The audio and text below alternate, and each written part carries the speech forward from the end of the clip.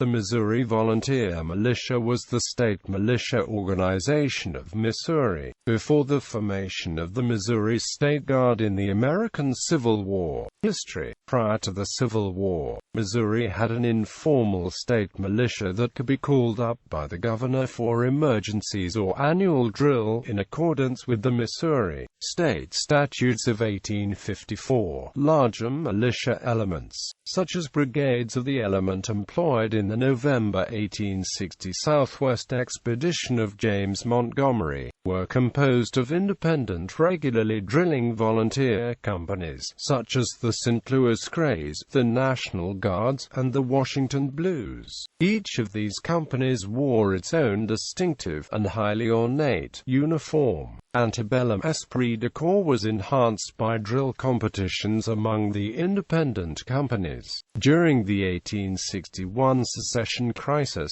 pro-secession Missourians sought to use the state militia to their advantage. On the 13th of February 1861, General Daniel M. Frost formed 5 new MVM companies composed entirely of pro-secessionist Minutemen. On the 21st of March 1861, the Missouri Constitutional Convention voted against secession, killing any possibility of secession by political action. Governor Claiborne Jackson, a crypto-secessionist, then called up part of the MVM under Frost and posted them just outside St. Louis with the intent of seizing the city by force. This alleged plot was thwarted on the 10th of May 1861 when the MVM force was surprised and captured by unofficial Unionist St. Louis Home Guard, a paramilitary arm of the Unconditional Union Party organized by Francis Preston Blair, Jr., and led by U.S. Army officers including Nathaniel Leon. During the so-called Camp Jackson affair, this shocking for secessionists act prompted the Missouri legislature to pass the military bill proposed by Governor Jackson, which gave the governor near dictatorial control over the state militia, and reorganized it into the Missouri State Guard. On June 11, Governor Jackson met with Francis Preston Blair, Jr. and Nathaniel Leon, who on Blair's suggestion was appointed by the U.S. War Department as commander of the Western Department of the U.S. Army, at St. Louis Planters House Hotel to negotiate. A compromise was not reached and both sides afterwards blamed each other.